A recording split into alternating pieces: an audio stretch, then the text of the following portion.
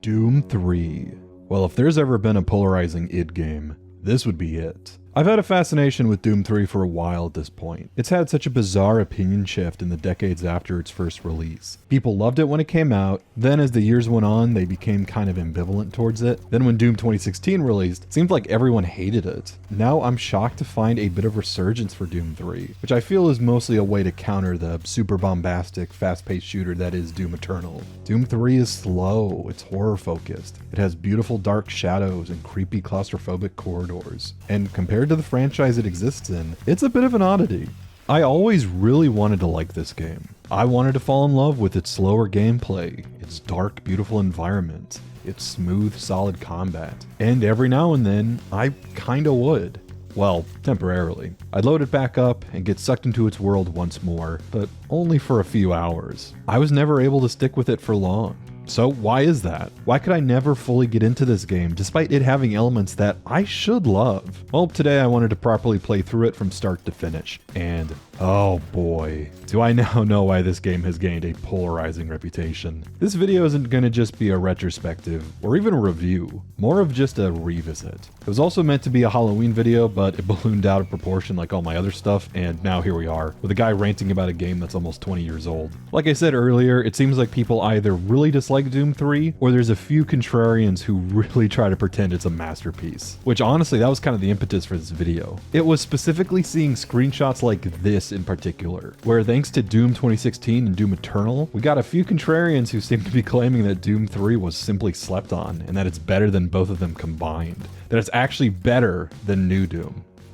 This video is probably going to be a good reason why they're just full of it. I completely approached Doom 3 with an open mind. Same thing I did with Quake 2. I was hoping this game would just swoop me up and make me fall in love with it. I've been wanting to love Doom 3 for years, but what can I ultimately say after finally finishing it? Doom 3 left me pretty damn disappointed. It is an underwhelming game, and it's got some horrible design flaws that I just need to talk about. It's a fascinating part of gaming history, especially as an id Software fan. And as popular as this game is, I don't think enough people quite understand what's wrong with it. People know they don't like it, but I don't think they understand quite why. So let's rewind the clock back to 2004, and let's dive into this old polarizing id game. Oh yeah, I almost forgot. Before you play Doom 3, you have to first figure out how to even set it up. Which, you may be incentivized to simply play BFG Edition. It's right there on Steam. Look, it's available on other platforms. Do not play BFG Edition. Even when I'm playing a game that I hold reservations for, I will always give it the benefit of the doubt in regards to how to properly play it. Which, for me, is the way the original developers wanted you to. Albeit, maybe with some slight updates for things like widescreen and an FOV. So I did the same thing with Doom 3. I downloaded the CST Doom 3 mod. It's an excellent mod that works for the original Doom 3 as well as Resurrection of Evil, and it can be used right alongside the Steam versions of both of these original games. It's mostly just some ease of life features, like a great looking widescreen HUD, as well as a plethora of additional mini mods that you can enable or disable at will. Like you can even enable a shoulder mounted flashlight, which I didn't really have for my playthrough. I had that turned off. You can even get Resurrection of Evil weapons in base Doom 3. There's a lot better key binding options, but most of this is stuff that you'll just ignore if you want to enjoy the vanilla game. And of course, if you've never played either version, you may be wondering, well, Andy, what's wrong with BFG Edition?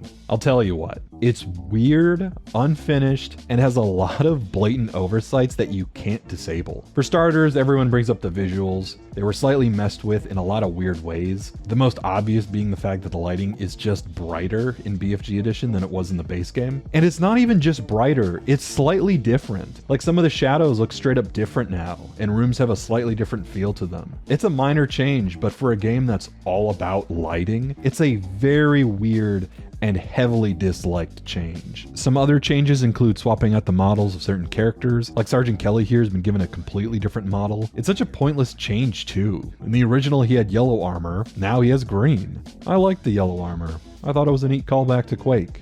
There's lots of other sloppy changes that feel completely pointless, but then you get some nasty stuff. For starters, Doom 3 is now in a newer engine, or at least a heavily updated engine than the original Doom 3. Allegedly, it's running off the Rage engine, which would technically be id Tech 5 and not id Tech 4, which Doom 3 originally released on. I'm not exactly sure if I believe this, because if that's the case, then id Tech 4 and 5 must be identical to each other. I suspect there's a halfway point maybe between the two. Either way, something in the engine code has been been changed for BFG Edition, because it feels slightly different, and way buggier as well. Since launch, a lot of this stuff has been ironed out, but I distinctly remember getting massive performance issues only a handful of years ago when I first played BFG Edition. Performance issues that never happened with the original, much less on a computer as good as the one I'm running it on. But then you have the big stuff: shoulder-mounted flashlight, and a lot of ammo rebalancing. The shoulder-mounted flashlight, also known as the duct tape mod, has been a recurring meme about Doom 3 since its release. Because in the original, you had to cycle to your flashlight separately. A lot of modders created shoulder-mounted mods for Doom 3, just to make it less annoying. It is what it is.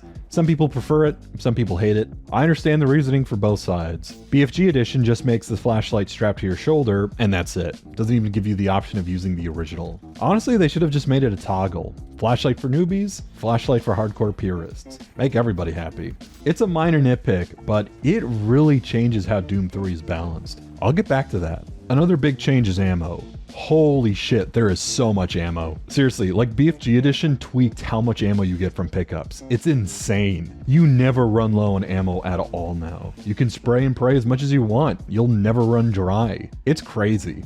Why did they do this? Oh, that's right. They re-released this on consoles. To clarify, when Doom 3 first came out, it did in fact have a console port. It and Resurrection of Evil were ported to the Xbox. And apparently it was a pretty damn good port too, all things considered. It did have shoddy performance and they had to cut out a few levels, but it mostly worked. However, Doom never had as much stopping power on consoles as it did on PC. Doom 3 was a successful game, but not as successful as other console shooters. In 2009, Bethesda acquired id Software, and already you could see them push id to make more console-focused games. Rage came out in 2011 and was practically made for consoles, with a horrible, unoptimized PC port and driving controls that only really worked on a gamepad. id, the company that had been created thanks to the PC, were now kind of pushing it away. It's clear that either Bethesda or ZeniMax were the ones pushing to get id onto the consoles, and this led to them awkwardly looking for an old id game to port. How do you port Doom 3 to consoles? Just make it as easy as possible. Is it too hard for console players to aim? Just give them lots of ammo. Is it too dark for console players to see on their 720p televisions? Make the game look brighter. My thoughts on BFG Edition are that it is a quickly whipped up port just to re-release an id game on consoles in hopes of it making at least some money. And that's all it is. I'm sorry if this is a tangent, but moral of the story here, don't play BFG Edition. Play one of the many Doom 3 mods that make the game playable on modern OSs. CST Doom 3 is what I recommend. It's what I used to play the whole game from start to finish, and I encountered no bugs whatsoever. It simply lets you play Doom 3 with an awesome widescreen HUD, which is pretty damn nice. With that, let's finally jump into Doom 3. In the year 2145, the Union Aerospace Corporation has become the largest corporate entity in existence. They make weapons, military hardware, and as stated in the intro, they're able to engage in research outside of moral and legal obligations. They're basically Raytheon. Now they're setting their sights beyond Earth, specifically on terraforming Mars. They've already built an outpost there with intentions of turning it into a fully functioning colony, Mars City, which is currently headed by Dr. Betruger. However, something happened on Mars, and now his research into terraforming has kind of taken a backseat to more mysterious endeavors. He's begun to research teleportation technology, which would be massively profitable for the UAC. But what's happening on Mars is starting to make people worried. Employees are terrified, scientists are leaving their posts, staff are constantly needing to be rotated out back to Earth, with some of them even suffering nightmares and delusions. People have straight up gone missing, and when someone tried to take Betruger off the research team, he had them fired beyond the UAC's approval. And the UAC board of directors back on Earth have had enough of his antics. They're now sending in the big guns. Their lawyer, Elliot Swan. Officially, he's there to just take control of the situation, but we can all read between the lines. Betruger's ass is getting fired. So the game starts with a shuttle landing on Mars, carrying Swan, his bodyguard Jack Campbell, and a nameless Marine who just got transferred to the base. This is our Doom guy. If there's one thing I'll defend Doom 3 for, it has to be its opening. Genuinely. Ironically, this is the part of the game that I know a lot of people criticize it for, where all of id's games usually just drop you right into the action in the very first level. Here, it takes away your guns, and all you can do is interact and talk with NPCs. You don't get to shoot at anything yet. And I know what I'm about to say is sacrilegious, I know that. But believe it or not, this is literally my favorite favorite part of the game. I'm just a sucker for world building and setting a mood like this, while also not forcing the player into a cutscene. We're free to explore the Mars base. We can hang out with staff, talk to the guards. Hey, this part feels familiar. Seriously though, this intro is great. I enjoy seeing how everything is so mundane. People just doing their job, working on equipment, lounging around in their off time. Welcome to the dungeon, Marine. Most unexciting place on Mars. And I love the tone this game sets as well, and letting you experience the Hell Invasion firsthand. This game starts off really scary. The only thing you have are a flashlight and a pistol. You're hearing the complete chaos and panic on the radio as the base gets wrecked.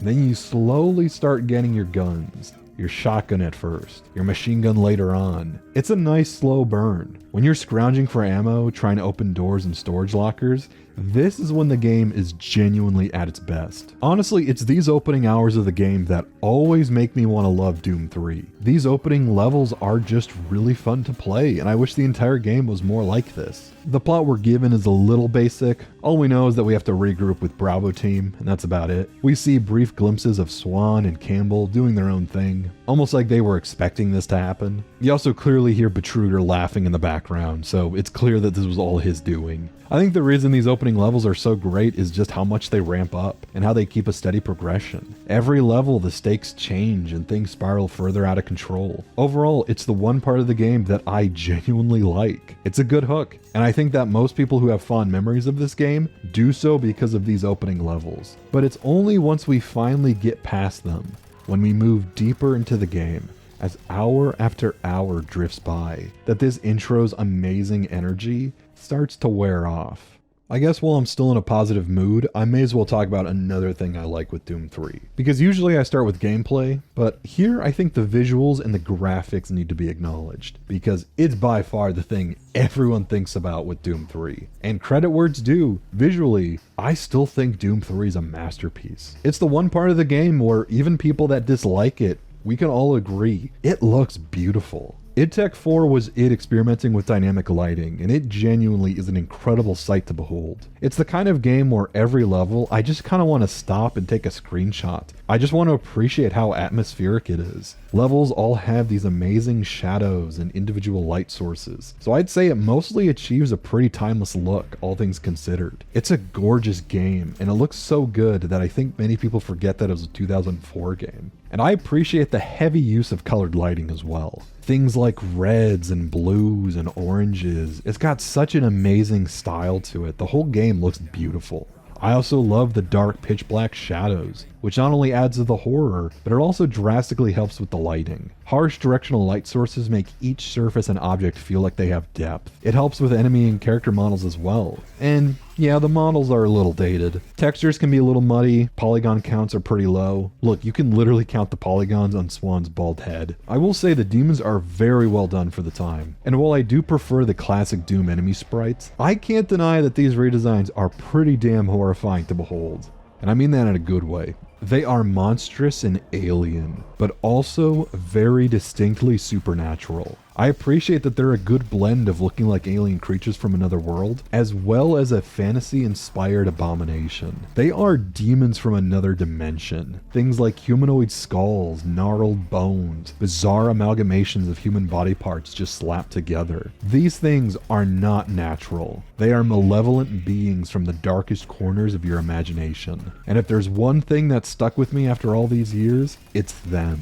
Another thing I absolutely love is how the models have realistic dynamic lighting properties. So an imp or a zombie can just disappear in the shadows, and it's really amazing to behold. Even now, just being able to see a demon just casually walk through a dark pitch black shadow, and it affects him very realistically, that sells the entire game for me. It sells it as being real. I will always remember how I felt as a kid when I first saw a zombie come shambling out of a pitch black corridor, and me nearly shitting my pants because the only thing I could see were his glowing eyes. It seems like a little thing to praise, but it does go a long way in selling an environment. The enemies feel like they're physically part of the world. The dark pitch black shadows also do a lot to make levels feel larger and more exposed than they really are. Corners and far walls of rooms will be pitch black and cast in full shadow, which kind of leaves the environment up to your imagination. Entire areas become a bit more abstract as well, and what would have been a normal boxy room becomes a concerning arena with a number of vulnerable blind spots. Even with the flashlight,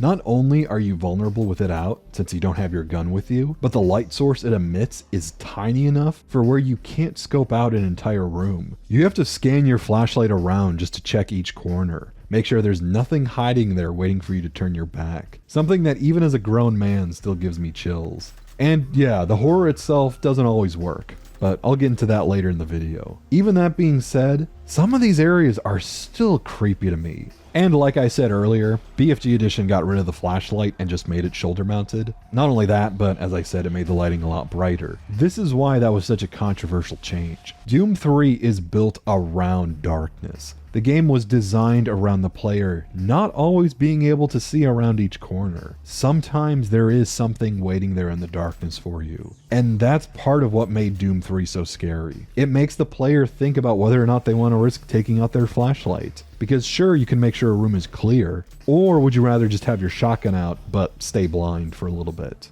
It's good tension, and I really like it. The world itself is also nicely detailed. I'll get more into that with the level design, but Doom 3 does follow Quake 2's sense of world building, even if the levels themselves aren't up to Quake 2 standard. But yeah, Mars City does feel like a believable place, for the most part. There's a lot of generic tech corridors, but they're broken up by things like offices and break rooms. You've got bathrooms, garages, tram hubs, and seeing something as simple as a vending machine or a break room lounge, it does a lot to make the world feel real. I've said it before, but OG Doom 1 and 2, they were very abstract visually. Bright colors, simple textures, areas that you can't even comprehend what's going on. Fun fact, Doom 3 as it was being developed was originally meant to be a Doom 1 remake. But looking at these old levels, it's kind of clear why they abandoned that route. It would have been a massive undertaking just to translate these levels into something more believable. For Doom 3, id had to essentially craft an entirely new aesthetic for their game. It's a good blend of dark grunginess, but still looking pretty advanced and high-tech. This technology is super elaborate too. Machinery is odd looking, devices all look a little over-detailed and unconventional. I'm not sure if that was an intentional design choice, but I get the vibe that some of this tech is very much meant to be organic looking. Things like spaceships, turrets, even some of the guns themselves.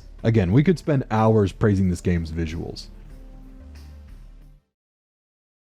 So let's talk about what matters the most, the combat. Oh boy. Doom 3 is kind of weird, because when you first jump into Doom 3, the combat feels pretty good. It's fluid, controls are tight, guns are good to use, for the most part. Zombies are slow but fun to fight, especially if you can nail an easy headshot. Imps are dangerous, they're really well animated. There's a good amount of polish to everything. The early part of this game is where it feels the best, mostly because of how limited you are to your weapons. You only have a pistol at first and a shotgun with a handful of shells. It's a big deal when you find a machine gun. You get to explore a spooky Mars base with limited ammo, swapping from your flashlight to your gun at a moment's notice, scavenging for ammo and armor. This is a good part of the game.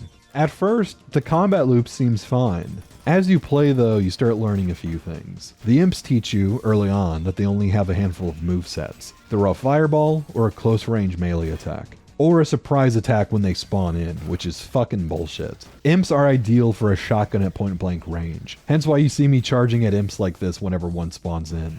This also starts to highlight some flaws with the gameplay. First thing I start to notice is as the game starts giving me more and more enemy types, they're starting to lack variety in regards to their AI. Hey, that's not always a problem, usually, so long as the rest of the game can pull its weight. It doesn't. Not really. You see, with the simplistic AI, you start to notice other flaws with the combat. Mainly in just how unsatisfying the weapons start to feel. Guns just start to feel weak, especially as the game starts throwing at you more bullet sponge enemies. It seems like the only thing the developers did was buff their health. Not make them smarter or make them more dangerous to fight. Instead, they just gave higher level enemies more health for the player to slowly chip away at. Tactics wise, every enemy in this game is kind of the same, and I'm not even kidding.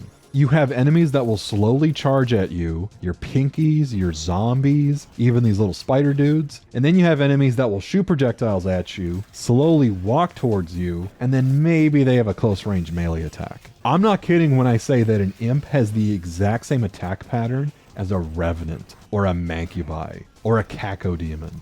Seriously, they all have the exact same attacks. Ranged attack, slow walk forward, close range attack. The only difference between any of them is the fact that some have more health than others. Health that is usually way too damn high to compensate for the player having a ton of ammo. Which, yeah, I should probably address this as well. I did mock BFG Edition for giving the player way too much ammo, but even in base Doom 3, the game still gives you a little too much as well. I'm not exactly sure if this was a chicken or egg situation. Like, I don't know if the enemies were given a bunch of health to compensate for the player having a bunch of ammo, or if the game was rebalanced to give players more ammo since the enemies were too tough. Either way, the way this game balances its combat is by making pretty much every single enemy a bullet sponge. But that's not all. There's more ingredients to this lackluster combat. Because what also doesn't help is the slow movement, which actively impedes what could be a solid gameplay loop. You can still run, but it's tied to stamina, which means that you can't auto-run like you could in Doom. Your regular walking speed is quite slow as well, so the game is only really encouraging you to move in a short burst, but not use it constantly. Save your energy, walk slow, or just stand still. Not having fun circle strafing around enemies. That's what the game wants you to do. This is compounded by the cramped level design as well, where even if you could sprint and strafe, it really wouldn't be that possible with these tight hallways, although that's a discussion for the next segment.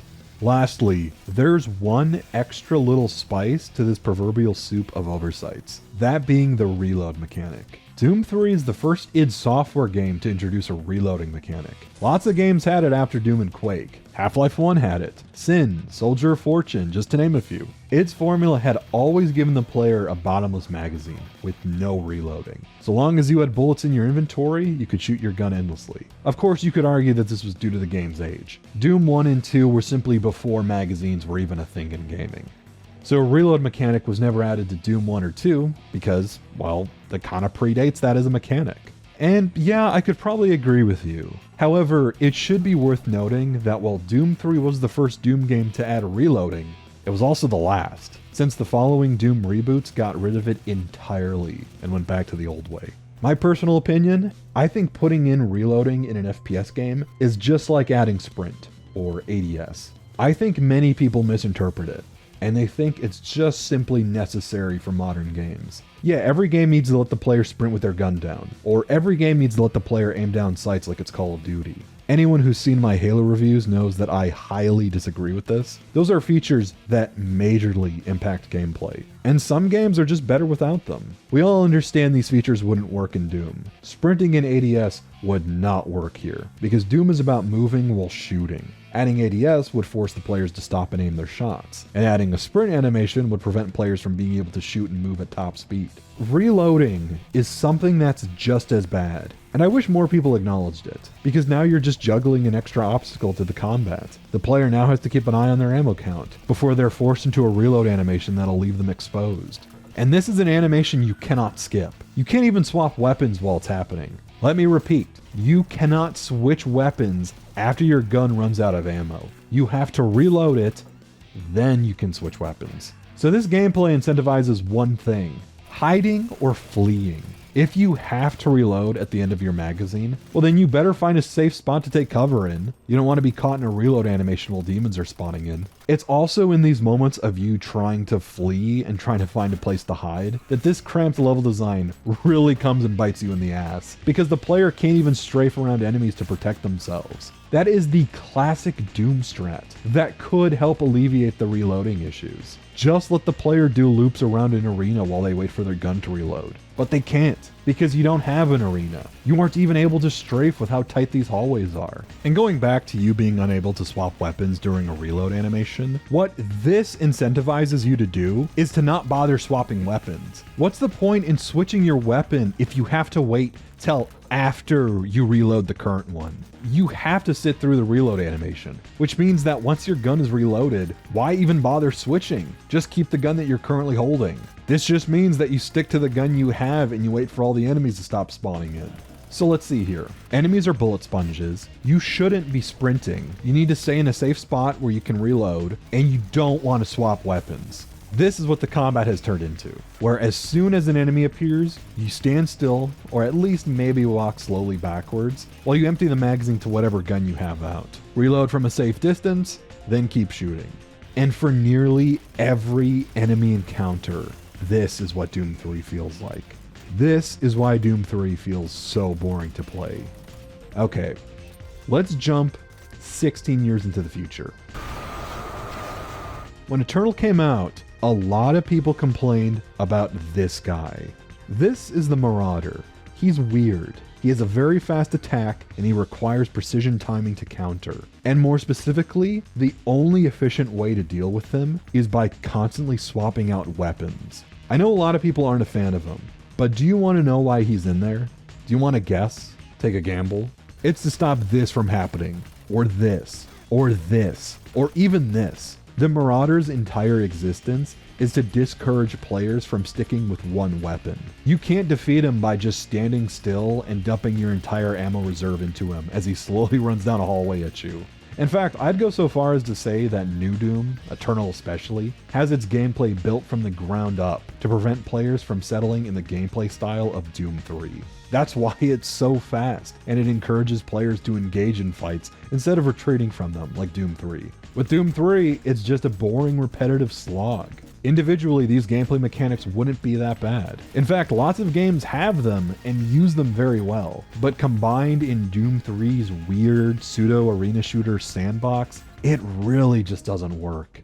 And to talk more about that, we have to talk about levels. Because while the gameplay is Doom 3's biggest failing, its level design really exacerbates it. These levels are very linear. Tight corridors, super claustrophobic rooms and spaces. There's a bit of exploration and backtracking, but not a lot of it. Not to say linear design is a bad thing. I think when the game is letting you explore is when it's at its best. Solving the occasional puzzle, trying to access codes for storage locker, taking in all the details. I really enjoy how parts of this game feel. I'm a sucker for creepy sci-fi, and Doom 3's levels hit the mark as far as aesthetics go. You have lots of dangerous looking rooms, OSHA violations all over the place. This is an industrial facility located far from the peering eyes of Earth and the UAC's own lawyers. So a lot of the architecture and design reflects that. Humanity's technology in this game is bizarre looking. Now, a lot of that was done to reflect the engine's higher polygon count, so it were able to show off these super elaborate designs, but it also creates an interesting mood. Mars City has very little in the way of human amenities. They're there, but in the middle of industrial steel-clad walls and floorboards. Mars City feels like it was built to be entirely practical first, with comfort completely as a second thought. Probably explains why all the scientists are stressed out of their minds. So in terms of visuals, I enjoy how the levels look.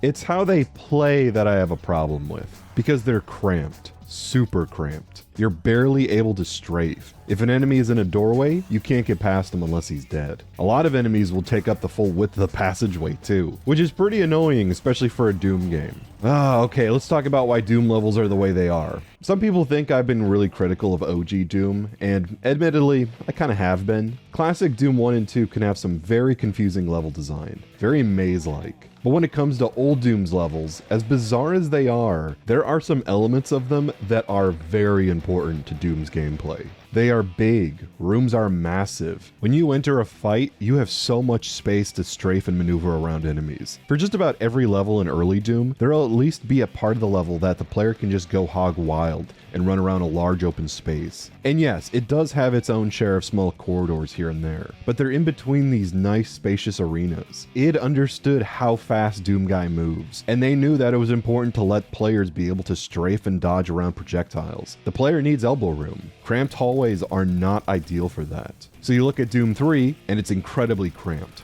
Hallways are narrow, rooms are small. You get an occasional, slightly larger open room, but your movement is usually impeded by lots of shit in your way, like railings, shelves, or boxes. Level design affects gameplay so much, and even just tiny little decisions that developers make in designing their levels can make or break a game's combat. Even if a game's combat is very solid, those levels need to accommodate it. Let's look at the Imp, classic Doom enemy. What's hilarious is that while I was mocking the Doom 3 Imp's AI, his AI is virtually identical to how it behaved in old Doom. He throws fireballs with good aim, he has a close range melee, and he moves slowly to close the distance between you and him. They're both pretty similar in their respective games. But why does he feel way less fun to fight than this Imp? It's the levels. It's all because of the level design. Because Doom Guy is so slow now, there is no circle strafing. Levels don't accommodate it. Look at this guy. How the fuck am I supposed to strafe around him? There's barely any space for me to squeeze past. So all I can do is slightly strafe right or left in this tiny ass corridor, or just hope I kill him before he throws a fireball. This is a horribly constraining aspect of Doom 3's level design, which is that enemies just don't accommodate the environments they're fighting in.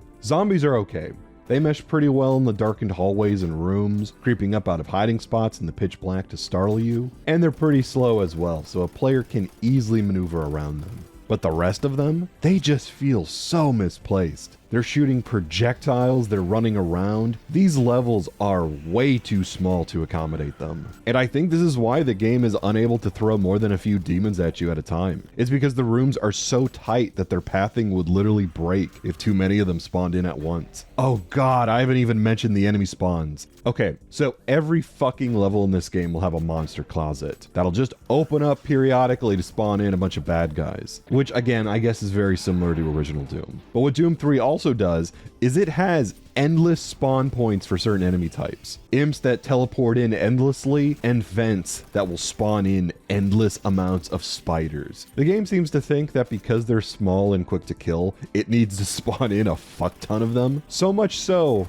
that you start to wonder if the game is breaking. Does the game want me to do something here? Does it just... Okay, I guess it just wants me to stand in place and shoot at the same conga line of spiders. Seriously, look at this. I had to speed up the footage. Look how insane this is. Why are there so many?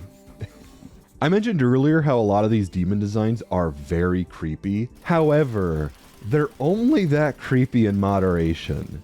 The first time I see a spider, that's a little unnerving. The 10,000th time, I'm a little pissed off. And going back to the level design, it creates a bit of a feedback loop by limiting enemy behavior. Because you can't have enemies that show off lots of different behaviors and artificial intelligence, because the levels are too restrictive to accommodate that. In classic Doom, the Archvile is terrifying. Not just because he has a super damaging long-range attack, but if he's left on the outskirts of a level, he's going to start to revive all the enemies that you just killed. Here, the arena is the size of a living room, so I can just shoot him because he's right there. Enemies can't express themselves here because they're forced into narrow hallways. So even if they did have differing AI and attack patterns, your method to kill them would be identical to everything else. Back up and spam your automatic weapons before they close the distance. A lot of games have linear hallways and corridors, but they break it up by including larger and more open arena sections. These are larger spaces that allow a player and NPCs to stretch their legs. Doom 3 barely has any of that. There's a couple rooms I can think of that are kind of open, but even then they're broken up by walls, pillars, or railings blocking your way, making it a little awkward to strafe around and maneuver. Or hey, maybe you don't want these massive open arenas. That's fine. There are games that are made up entirely of cramped hallways and corridors, but they make up for it by making these rooms looping and circular, letting a player still strafe and relocate if things get too hot. Not to mention, it doesn't hurt having good enemy AI that makes them unpredictable and smart. The game does occasionally try and vary up the locations, giving you little set pieces, different looking areas. Even the levels near the end of the game being set in hell had me a little excited. There was a massive build up to it. They gave you an entire level just to activate the portal. Oh boy, a brand new environment to chew on. This is gonna be sick. Then you get there and it's just, bland fantasy dungeons with some fire and that's it. It doesn't look bad by any means, just a bit dull. Hell in Doom has always been given bizarre and wild architecture. Fleshy H.R. Geiger landscapes with green marble labyrinths. It was so weird and strange that it was often hard to gauge what you were even looking at. It was by no means boring in OG Doom. Quake 3 had better hell levels than this. What's going on? Then you're right back to Mars. I will say that the final parts of this game are kind of fun as well, if not just for the weird blend of sci-fi tech corridors and horrific hellscapes sort of merging and blending together. You can see that hell is kind of leaking out into our world. It feels a bit reminiscent to Shores of Hell, with the bases slowly being taken over by another dimension and creating these bizarre mixes of sci-fi and fantasy. The ancient Martian temple is also a brief highlight too. Even if it is painfully short, it's this super clean ancient architecture with these immaculate curves and archways. I like how it manages to look super ancient, but also very technologically advanced. This was clearly made by a bygone civilization that died out 1,000 years ago, but who were supremely advanced in their technology at their prime. It's not too bad. At least it's visually interesting, even if the level design is mostly the same. Also, that reminds me. So there's an elephant in the room. Doom 3, it's just Half-Life. Like, it literally is just Half-Life 1. Doom 3 is fascinating because, to me, it really feels like it is trying to follow up on the Half-Life formula. Even stylistically, too. Now, some of it is very minor stuff, of course, but then there's other parts of this game that are like, oh, they added a tram sequence too. There's a lot of weird, bizarre moments that really do translate one-to-one with Half-Life. The general gameplay of Doom 3 feels remarkably similar to Half-Life as well, because Half-Life was a game that took the arena shooter formula, but slowed it down slightly. Instead of large-scale cryptic maze wandering, it was more about pushing forward. You had a path in Half-Life 1, more so than any FPS game that came before it. Closest I'd say would be Quake 2, and even then Quake 2 still has the hallmarks of an old arena shooter. Half-Life, it keeps you pointed forward all the way through, so it's way more linear. The gameplay reflected that as well. Now granted, I do see how it might seem unfair to compare Doom 3 to Half-Life 1. Half-Life changed the industry overnight, and in its wake, a lot of games, FPS games especially, all rushed to capture that experience. It's just that with Doom 3, this connection just feels noticeably stronger. Its mix of linear corridor levels with little bits of puzzle solving and backtracking, long moments of story to show off scripted events, or to let the player explore an environment. Arena gameplay that is much slower, with an emphasis of walking through dark rooms holding a flashlight, or crawling your way through a vent looking for ammo. It's hard to describe, but it's a very distinct feel of gameplay that Half-Life 1 essentially created. And to its credit, its core game mechanics are definitely enjoyable. I love the Half-Life formula. It's one of my favorite games. Hell, I'd say it's probably my favorite 90s shooter. And the thing about Half-Life is that, more so than Doom or Quake, it's the kind of game where it feels like you're building your arsenal up, slowly getting new weapons, slowly grabbing ammo and armor. Because these aren't just separated, isolated arenas. This is a linear, interconnected pathway. So the game has to reflect that. You start with single magazines. Your shotgun has no ammo in it. You are constantly scrounging for bullets. Things like rockets, you can only carry a few of those. Same with grenades or ammo for power weapons. Health can be found, but you have to rely on these designated healing stations most of the time. You can't just rely on health packs spawning in. Sure, you can use up most of your ammo on an enemy encounter, but unlike Doom, you have no idea when you'll be able to restock afterwards. It's a big deal when you're able to get full ammo for a gun in Half-Life, where in Doom, that's just kind of the default. Half-Life's individual mechanics in regards to weapon and health management are traced directly from Doom, but it rebalances it in such a unique way.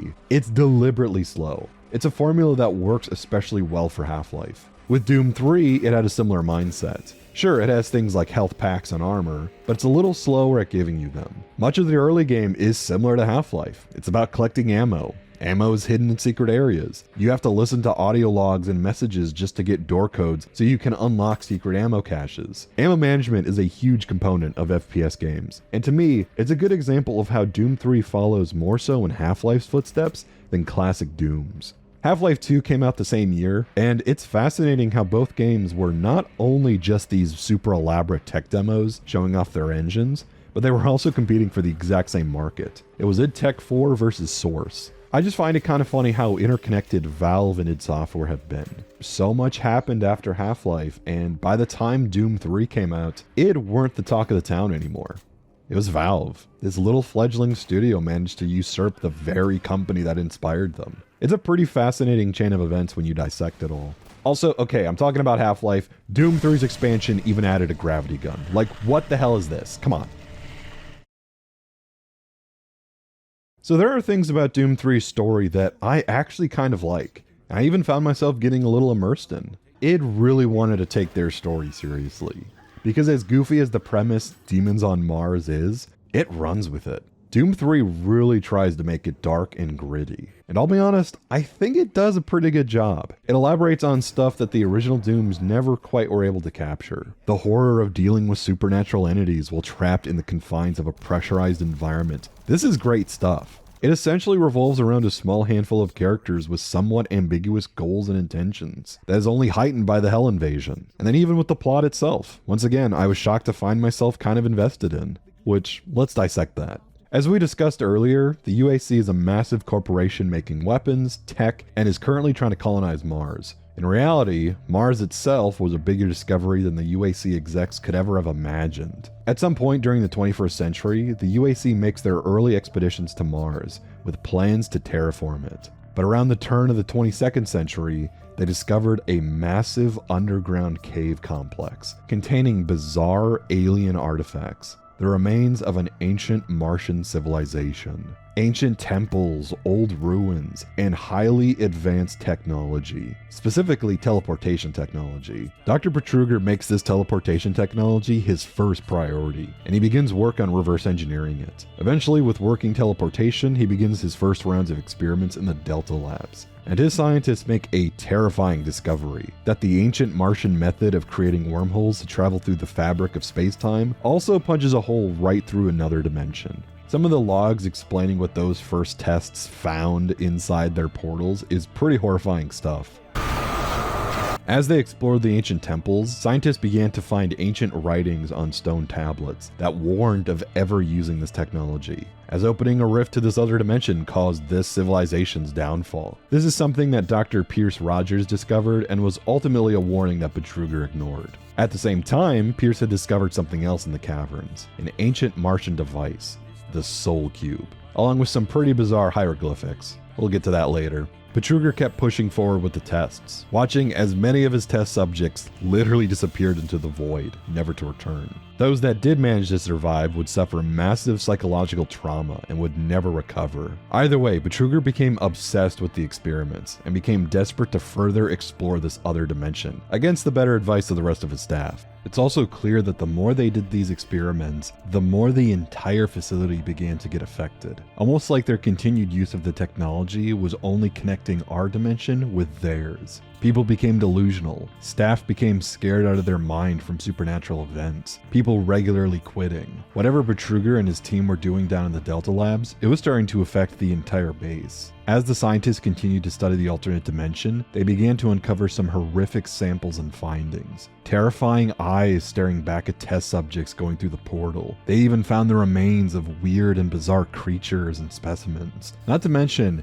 it was an entire dimension of fire and brimstone, and some of the scientists became convinced they had literally portaled into hell. Betruger kept doing his research, and at one point, Betruger himself went through the portal, holding the Soul Cube that Pierce's team had obtained earlier. He managed to return, but it was clear to everyone that Betruger was being affected by the dimension's influence. They said that the person who had come back from the portal was no longer the same Betruger they had known. So like in the prologue, the UAC have had enough of his shenanigans, and they send in a lawyer and his bodyguard to confront Betruger, along with, you guessed it, a nameless Marine. From there, we follow the chain of events from earlier. You're sent to find a missing scientist who is actually trying to send a warning message to Earth, and he spills the beans. You don't know what I've seen. You can't possibly understand or comprehend.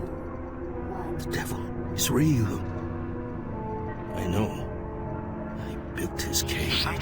And at the exact same time, a portal to hell opens, and shit hits the fan. It turns out Betruger didn't just explore hell, he straight up became an agent of hell, and formed a pact with the demons, that he would deliver them the Soul Cube and do their bidding. Apparently, doing this allowed the forces of hell to invade and make quick work of Mars City. Swan and Campbell have their own agenda, and the Marine just kinda helplessly follows orders from Sergeant Kelly. The characters rarely cross paths with one another, and the player only really runs into random hiding scientists for the most part. Hell, throughout most of the game, Doomguy never comes face to face with Swan, Campbell, or Kelly, only really in the beginning and near the end. In this regard, the story becomes less involved with the player. Sometimes it feels like a neat story is happening around you, and you're merely playing witness to it from behind a glass window. I get why. You can't really have Doomguy being super chatty with other characters, can you? I don't fault Doom 3 with it. What I do fault Doom 3 with is simply not putting the player in the direct center of the story, which I'll get into that in just a sec. Like sorting through emails and audio logs and maybe the occasional video file, that's like the most you're ever going to get out of this game's plot. And even then, the only time you're really doing that is just to see if they have any ammo codes hidden within them.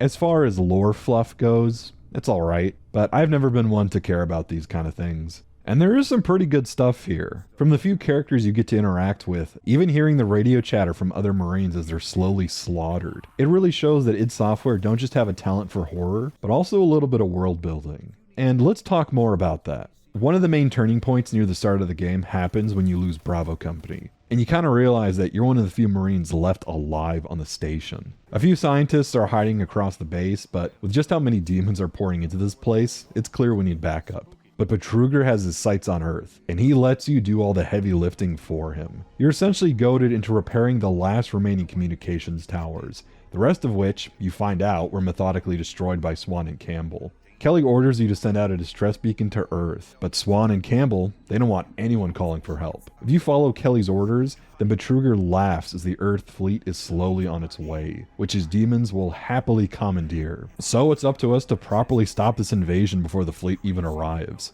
Throughout the game, we hear about the portal experiments, and more specifically about how test subjects went in never to return. Well, as I said earlier, Betruger went in with an ancient artifact, the Soul Cube. And one scientist, Ian McCormick, has theorized that the only way to stop the invasion permanently is to use that Soul Cube against the demons. Well, no rest for Doom Guy. Into hell we go. Which, after fighting an ungodly number of demons, he finally gets it from this big guy's cold dead hands. This is the Soul Cube. It's bizarre looking, completely alien in design, and it's able to transfer a demon's life energy to your own. The Soul Cube isn't just an artifact, it's a Martian weapon, one that's designed around stopping demonic invasions. The ancient Martians were much like humanity, and accidentally used their portal technology to open a rift between our dimension and hell, which ultimately spilled out into Mars, and through the use of that Soul Cube, it was somehow resealed. When Betruger stole it and hid it in hell, the demons knew that their invasion was safeguarded. They were free to attack. So now that we have it, we need to figure out how to close that portal. We also run into Swan, who is near death, and he tells us that Kelly is no longer human, and he needs to be put down. Campbell apparently went off after him on his own, and obviously that didn't turn out well for him either, so it's once again up to us to stop the Sarge. What's kind of a neat touch is that we're never given a full explanation as to when Kelly became a demon. Betruger was always bad from the start. But with Kelly, we interact with him first. We see that he's normal at the start of the game. At some point during the game, something happened to him, and he turned into this horrifying abomination we see here. It's kind of cool to think about.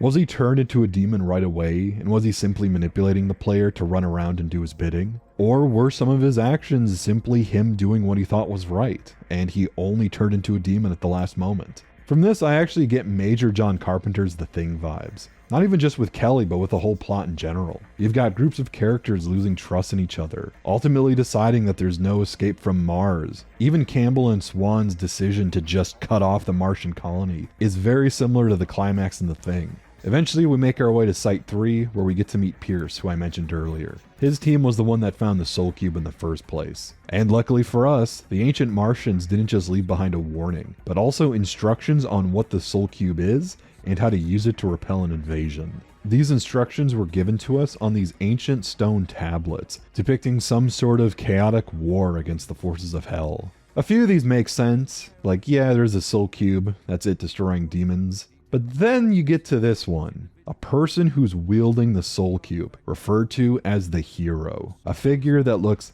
very much like a human in marine armor. That guy looks a little familiar.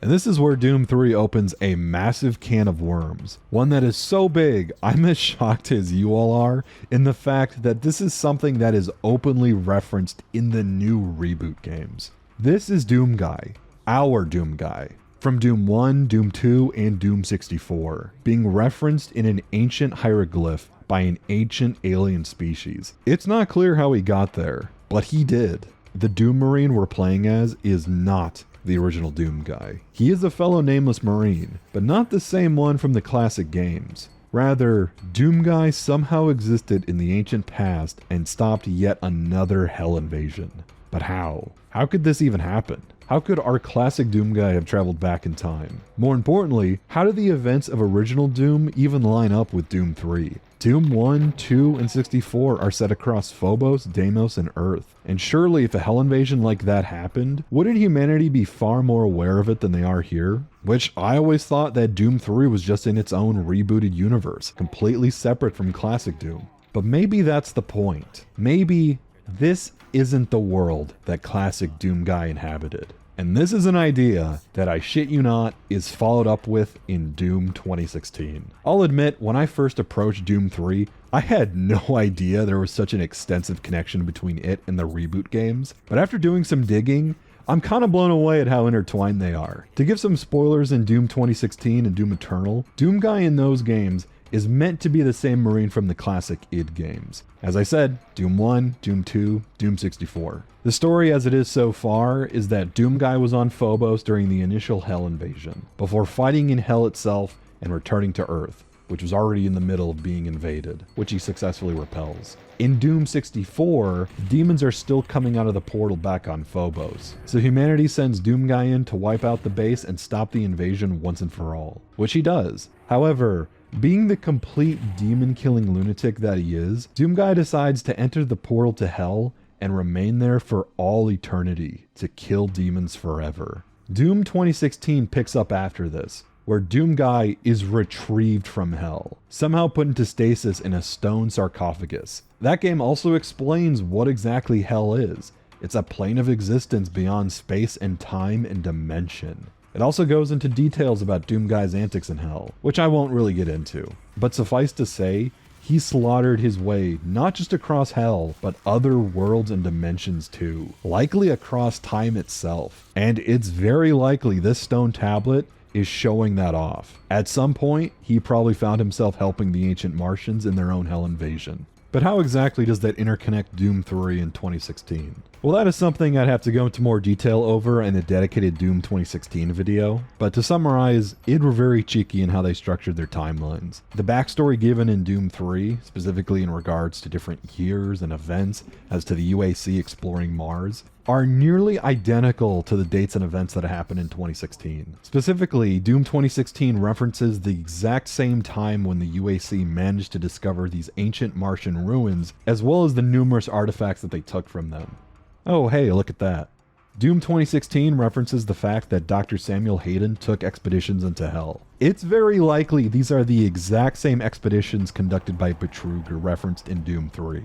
And it's heavily implied that a lot of the artifacts in Doom 2016 were recovered from the exact location from Doom 3. And to briefly mention Doom Eternal, there's an entire mission where you blow open a chasm into Mars itself. And these ancient ruins that you're walking through are meant to be the exact same ruins from Doom 3. It went out of their way to make these games somewhat interconnected. And they fit together so well that I can't just sit here and call it a coincidence. I mean, it's the same developers. Like, why wouldn't they just make an interconnected universe? I'll get into lore like this more once we get to 2016. The rest of the game is us descending further into the ruins of an ancient Martian temple. And I will say that for the first time in a while, I felt genuinely excited. It goes by way too quick. Just being able to get a glimpse of a brand new environment before ultimately ending up with a boss fight with a cyber demon. It's a Doom game after all. Man, it feels weird being able to run around and sprint without having to worry about stamina. The game really feels like a proper arena shooter here. I guess I should put arena shooter in quotes. The weapons still are nowhere near up to par. Either way, the cyber demon is destroyed, the portal is stopped, and Doom guy is rescued by the Earth fleet. But what about Betruger? He's nowhere to be found, sir.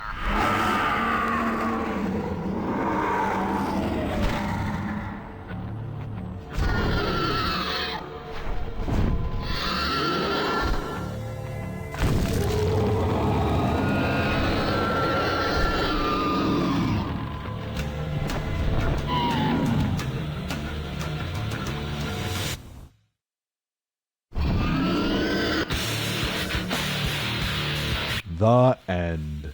Wow. What is there to say?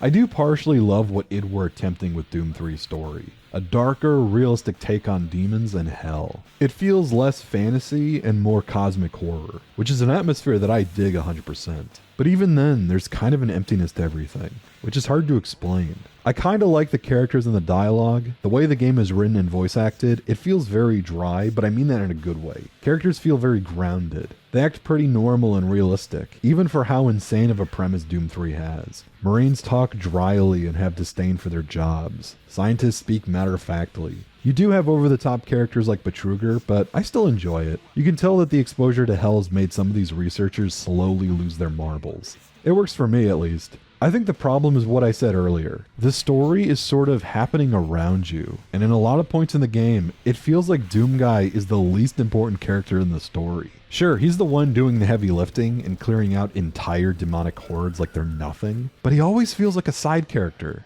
As far as the plot goes, Swan, Campbell, and Betruger are the main characters. It's only really by the end of the game where after everyone dies does Doomguy finally become an important lead, only by finishing what Swan and Campbell already started. The entire story is happening completely separately from Doomguy, and he's just silently waltzing from one area to the next. And sadly, I understand why they did it this way. Doom 1 and 2, and even Doom 64, were games whose entire story was written in between loading screens and on the manual. Doomguy never talked or spoke in those games, and they had no cutscenes to speak of. So much had happened since the release of Doom 1 and 2. Games need cutscenes now. You need characters that are fully voice acted. Obviously, a top-of-the-line FPS game in 2004 can't just not have a story, but it's still a Doom game, and you still need a Doomguy. A character whose entire purpose is to be a silent player insert. These two things, having a silent protagonist that has no personality, as well as an in-depth cutscene-rich story that's fully voice-acted, they don't seem to mesh very well, do they? And this is where I understand id Software's dilemma. Because to play devil's advocate, let's say you give Doomguy a voice, and you give him a personality. Then you're already in a dangerous position. What if he's given a personality that a lot of players just don't like? What if he's too moody or too annoying? What if players end up hating him? id probably saw they had two options. Have a story where Doomguy is fully voiced and characterized, letting him be the lead star of the plot, or have a story full of other characters who lead the plot, while Doomguy can just be kind of silently waltzing around in the background, only occasionally crossing paths with the plot when it's convenient. A potentially annoying story, or a potentially dull one. Damned if you do, damned if you don't. And of the two options, they may have chosen the best one. I fully believe that a silent protagonist is better than an annoying one. I suspect id may have been leaning on having a talking Doomguy at some point in Doom 3's development, at the very least while they were figuring out the game's story. Now, this is just my own crazy conspiracy theory. I think Campbell was meant to be Doomguy, or at least in some iteration he was the main protagonist, just not the one we got. It makes sense. He's new to Mars too. He's driving most of the plot forward alongside Swan. He's the one who confronts Kelly before even Doomguy.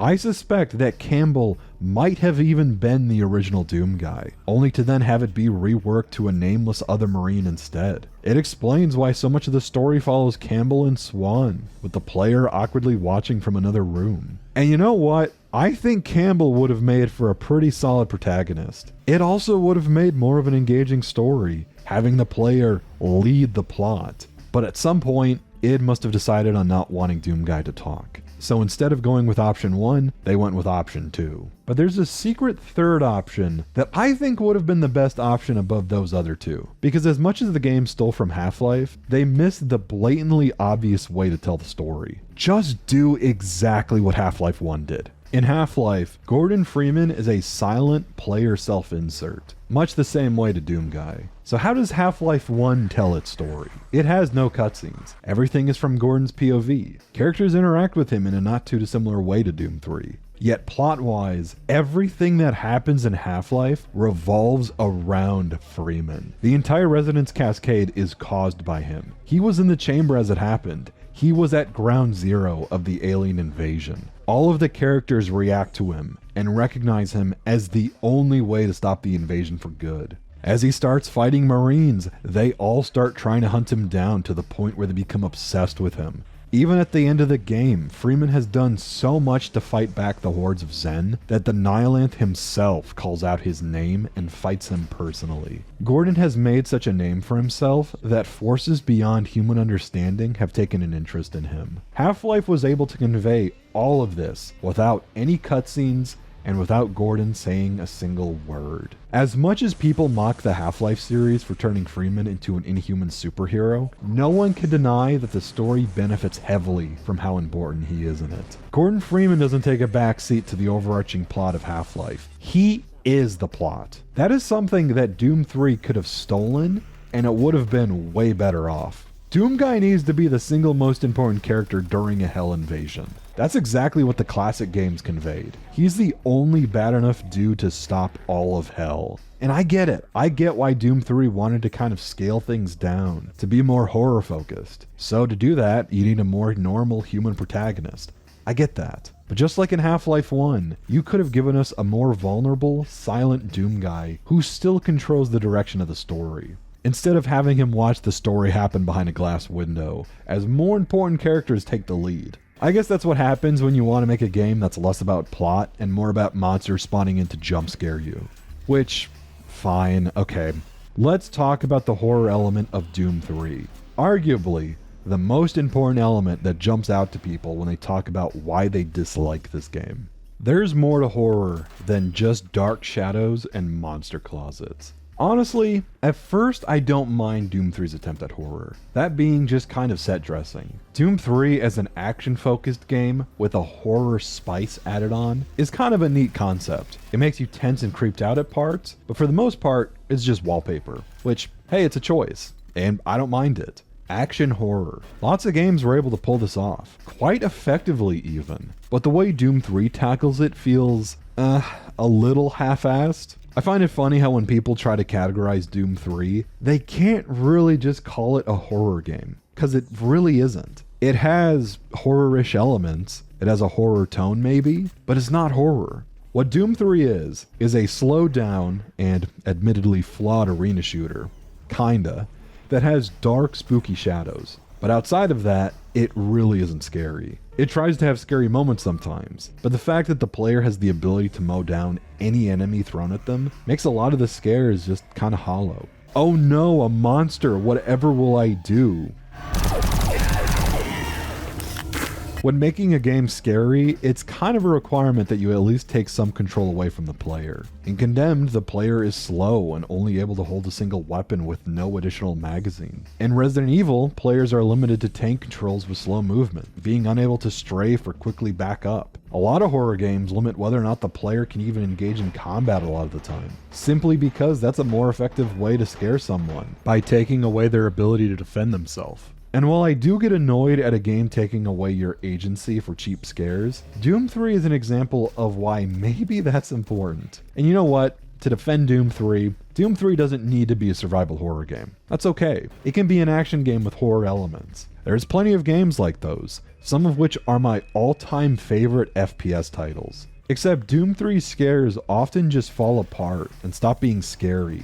Instead, they start feeling more just frustrating than anything. Why is that? Well, after playing through the game from start to finish and trying to dissect why this game wasn't scaring me, I realize it's the exact same problem I had with the combat and with the levels. It's all way too damn repetitious. Doom 3 scares do work, sometimes. It can be a creepy game when it wants to be, except it plays its hand way too many damn times. And what could have been an effective one-time scare becomes a repeated, overdone jump scare. A creature crawling past a window, a zombie shambling out of the darkness, an imp ready to charge you from a doorway, an imp spawning in a closet, an imp spawning behind you, an imp spawning in a closet behind you. Ultimately, there is no variety in the scares. I'll admit the first time I saw the spider demons, they freaked me out. I was considerably spooked. But by the 100th spider I had gunned down after endless waves of them spawning in, yeah, I wasn't scared of them anymore as much as I was just annoyed. And every brand new enemy they introduce, they're treated as nothing more than an additional bullet sponge. Like I said earlier,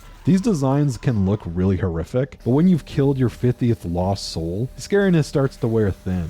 And then you slowly start to realize that just about every enemy in this game, as I said earlier, has the exact same attack pattern. None of them are really unique or scarier than one another. So when a new enemy is introduced, it's not a brand new scary reveal. It's just, I guess I have to deal with this guy now. Now, of course, my nitpicks tie mostly into gameplay. I know that. But when your game is trying to stay as an action arena shooter all the way through, but also be a horror game, then those two elements are going to need to be intrinsically connected. I think no better example of how to handle this is the very game Doom 3 is trying to copy. God damn it, at this point I may as well just make a Half-Life review. In Half-Life 1, every brand new enemy that the game threw at you completely changed how you approached combat. Slow, shambling zombies and head crabs are creepy to encounter, but pretty easy to deal with for first-time players. Then you encounter Vortigaunts, which require you to strafe and dodge. Then you encounter the US military, with soldiers who require you not just to strafe, but to move around an environment, as they are supremely intelligent.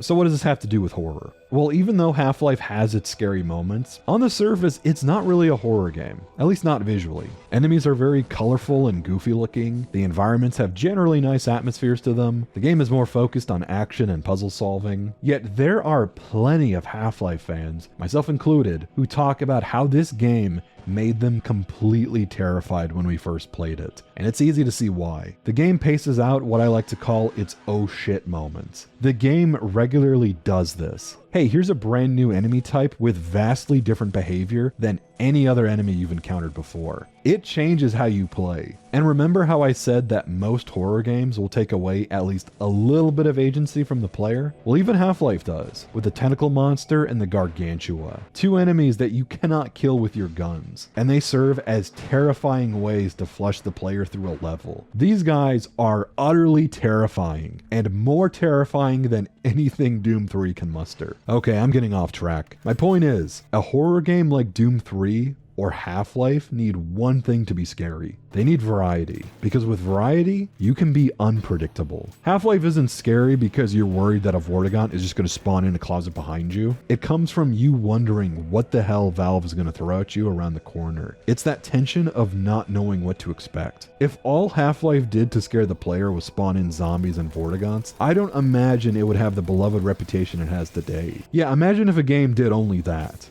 Doom 3's problem is that it's just the same type of scares with zero variety whatsoever. All of Doom 3's good scares happen within the first couple hours. And in fact, I think this is why the early part of the game is my favorite, because that's when all this stuff is still fresh. Once you're past that opening though, the game just starts repeating the exact same types of scares, which mostly boils down to just spawning in enemies behind you. And there are a few brief moments where the game can have an effective scare. My favorite was this one very brief moment in the middle of the game, where you hear faint, creepy whispering in your ear, which leads you down a dark pathway to what's obviously a demon ambush. It's freaky. Another famous moment that a lot of Doom 3 fans talk about is the pitch black escort sequence, where you're practically reliant on an NPC's flashlight so you can shoot at demons as they crawl out of the darkness. Again, I think if id had made it their focus, they could have made an effective horror game. It's just that I don't think you could pull it off in a Doom game. In Doom, you don't have unkillable monsters that chase you and force you to run and hide. In Doom, you don't have creepy ghost girls that pop out of the shadows. I get it, it's still trying to be a Doom game in some form or another, and it's why the game just doesn't work. Action horror games can work, it's just that I don't think Doom can fully commit to it. And as a result, Doom 3 just feels kind of bland and repetitive. It's why I think id should have probably just dropped Doom from Doom 3. I'm sure they have the talent to pull off good scares, just not in a Doom game. And for what it's worth, there's a reason why in the Doom reboots, they immediately dropped the pretense of it being a horror game. And here's my ultimate Doom 3 hot take. Doom 3 would be a much better game, not if id got rid of the horror, but if they focused on it instead. There are so many parts of Doom 3 that feel like the developers wishing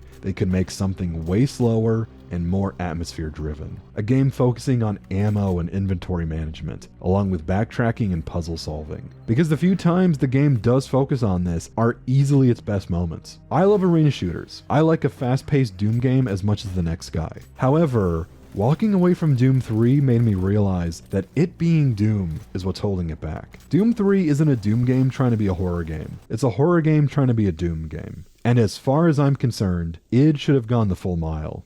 But it's pretty clear to me why, of all the games to take influence from, they'd choose Half-Life. In the time between Half-Life's release and Doom 3, a lot changed, and id no longer were the giants they once were. Gaming itself was moving towards more scripted storytelling, slower, more linear games, a focus on set pieces, characters, dialogue. Id couldn't simply release another arena shooter. They felt they needed to grow and change along with the rest of the industry, which, honestly, this was probably their undoing. I don't know if me saying this is a little dramatic, but Doom 3 really feels like the end of a chapter for a certain era in gaming. It's the closing of the curtain of id's glory days. Granted, by the time Doom 3 came out, it had long since changed from the company that a lot of fans remembered it as. Now it felt a little, I don't know, bland, soulless maybe, if that's the right word. There was still plenty of charm to be had from id Software, and you could see the fingerprints of old id scattered around here and there, but it definitely was lacking the soul that defined id in the 90s. The industry had changed a whole lot between Doom 3 and their last couple titles. Other FPS games dethroning Doom and Quake. FPS games were taking off on consoles. FPS games branching off into new genres and different gameplay styles. It was a completely new arena to fight in. In 2004 alone, Doom 3 released alongside